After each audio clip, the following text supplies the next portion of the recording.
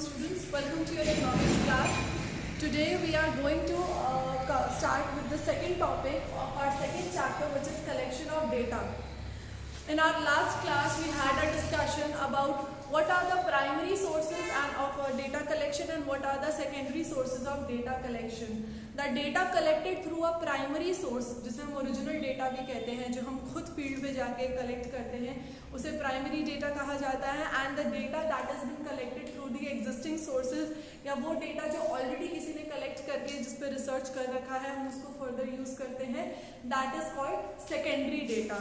Now our next topic is methods of data collection. ठीक है, और how the data is collected. उसमें हम सबसे पहले पढ़ने जा रहे हैं प्राइमरी डेटा के बारे में. Now there are three types of modes of collection of data. One is personal interview, second is questionnaire, third is telephonic. Now when we talk about the personal interviews में होता है हम directly जाके personal investigation करते हैं, या फिर हम इनडायरेक्ट ओरल इन्वेस्टिगेशन करते हैं, और we collect information from the local sources और कॉरेस्पॉन्डेंट्स. ठीक है. Second is information through questionnaires and schedules. आप कभी मॉल्स में जाते हैं या मार्केट्स में जाते होंगे तो आपको कभी किसी ने कोई क्वेश्चनेयर या कोई एक पीस ऑफ पेपर दिया होगा जिसमें कुछ सिंपल से क्वेश्चंस होते हैं एमसीक्यू टाइप, और वो आपको फिल करके देना होता है. तो basically that is the mode of data collection. आपके थ्रू कोई डेटा कलेक्ट कर रहा है. ठीक है.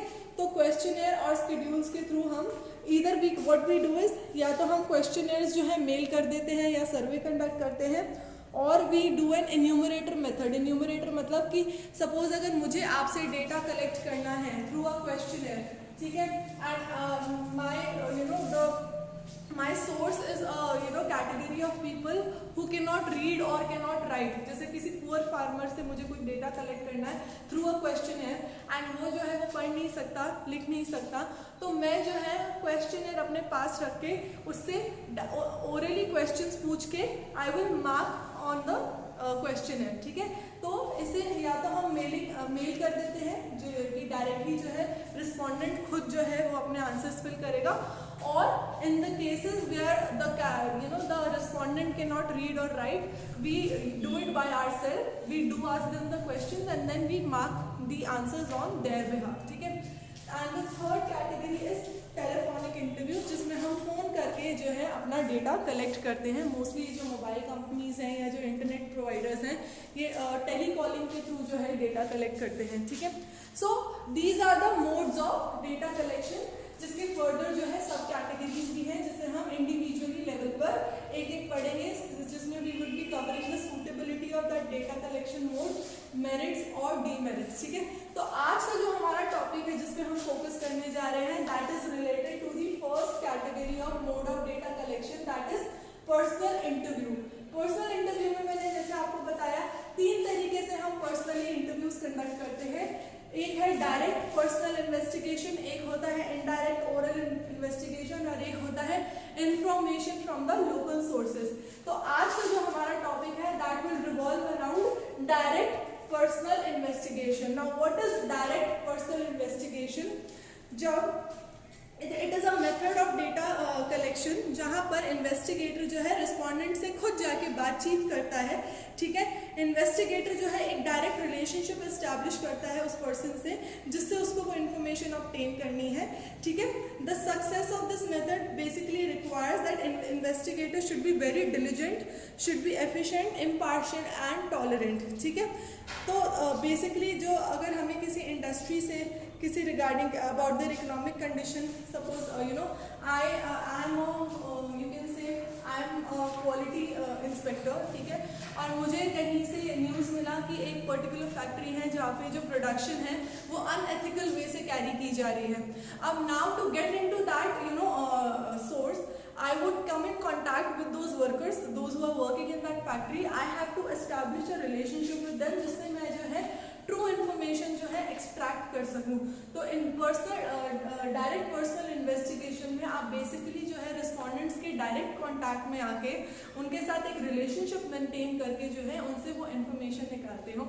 बट इसके लिए मेरा एज एन इंस्पेक्टर और एज एन इन्वेस्टिगेटर बहुत ज़्यादा एफिशिएंट होना ज़रूरी है, बहुत ज़्यादा टॉलरेंट होना ज़रूरी है, और मैं बिल्कुल भी बायस्ड ना हूँ। जो इन्फॉर्मेशन मुझे वर्कर्स ने या एम्प्लॉयज़ ने दी है, मुझे उसे एज इट इज़ ही अपने इन्वेस्टिगेशन में यूज़ करना है। मैं उस इन्फॉर्मेशन के साथ अपनी मर्जी से कोई छेड़छाड़ नहीं कर सकती, तभी आपका जो ये पर्पस है या ये जो डेटा जो है वो एक्यूरेटली कलेक्ट होगा, वो ओरिजिनल फॉर्म में आपके काम आएगा। ठीक है, so this is direct personal investigation where you come in direct contact with your respondents. अब सूटेबिलिटी, ये मेथड कहाँ कहाँ अप्लाई किया जा सकता है?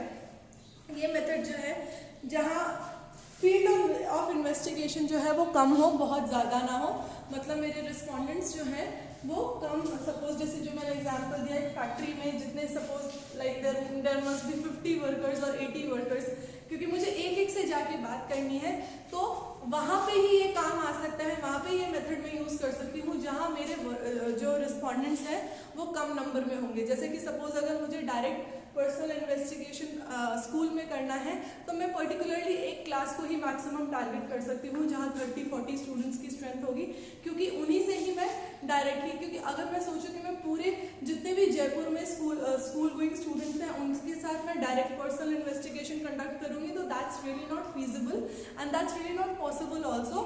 तो हम ये मेथड वहीं अप्लाई कर सकते हैं जहाँ आपका फील्ड जो है वो लिमिटेड है, जहाँ आपके रिस्पॉन्डेंट्स जो है वो कम है नंबर में। ठीक है, second is there should be a greater degree of originality required.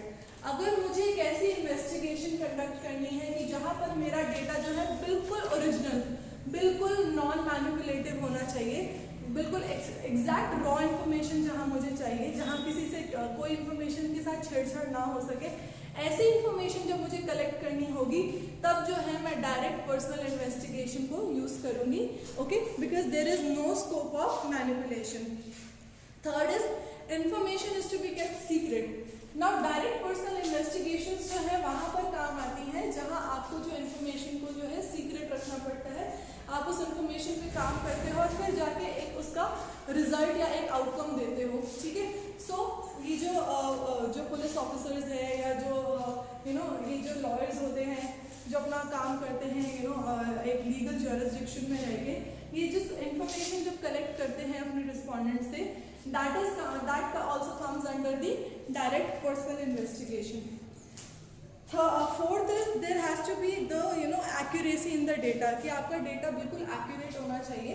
आपके जो फैक्ट्स एंड फिगर्स हैं, अगर आपको एक ऐसा डेटा चाहिए कि जहाँ पर आपको एग्जैक्ट नंबर्स पे आप काम कर रहे हो, तब आप डायरेक्ट पर्सनल इन्वेस्टिगेशन मोड जो है वो यूज करोगे। And last suitability is when it is very much mandatory or it is very much required that you have to be in direct contact with your respondent। ठीक है, तब जाकर आप जो है इस मेथड को यूज करते हो। ठीक है, now this method certainly has some merits and demerits also. तो सबसे पहला मेरिट डायरेक्ट पर्सनल इन्वेस्टिगेशन का जो है वो ये है that the data has a high degree of originality. आपका डेटा जो है वो कम्प्लीटली ओरिजिनल है। सेकेंड, आपका डेटा बिल्कुल एक्यूरेट है क्योंकि आपने खुद जाकर उसको पर्सनली कलेक्ट किया है, किसी ने उसके साथ छेड़छाड़ नहीं की। ऑब्वियसली जब वो ओरिजिनल होगा, एक्यूरेट होगा, तो आप उस डेटा पे ज़्यादा भरोसा कर सकते हो, रिलायबल हो सकते हो, बिकॉज उस डेटा पे कोई डाउट नहीं हो सकता। वो डेटा आपने खुद जाके फील्ड पे डायरेक्ट इन्वेस्टिगेटर बन के अपने रिस्पोंडेंट से कलेक्ट किया है। ठीक है, और रिलेटेड इन्फॉर्मेशन, जब आप किसी से डेटा कलेक्ट करते हो, इन्वेस्टिगेट करते हो, तो आप उसके आसपास के इन्फॉर्मेशन भी थोड़ी बहुत कलेक्ट कर लेते हो जो आपको फर्दर आपकी इन्वेस्टिगेशन में काम आती हैं। Then it has to be a uniform. ठीक है, जब आपका डेटा यूनिफॉर्म होता है क्योंकि आपने अपना डेटा खुद कलेक्ट किया है, तो वो आप अपने अकॉर्डिंग जो है उन पैरामीटर्स पे कलेक्ट करते हो कि अगर आपको डेटा जो है दो लोगों का कंपेयर करना है, जैसे अगर मैंने फैक्ट्री में इन्वेस्टिगेट किया है एम्प्लॉयज़ के साथ, तो मेरे क्वेश्चंस जो है इस फॉर्म में रहे होंगे, यूनिफॉर्मली मैंने वो क्वेश्चंस डिज़ाइन किए होंगे जो सारे वर्कर्स से मैंने पूछे होंगे, जिसके बेसिस पे मैं कंपैरिजन कर सकती हूँ, ठीक है। एक वर्कर ने बोला कि हम जो है एक हफ्ते में 5000 यूनिट्स बनाते हैं और एक वर्कर बोल रहे हैं कि हम जो है 1000 यूनिट्स बनाते हैं।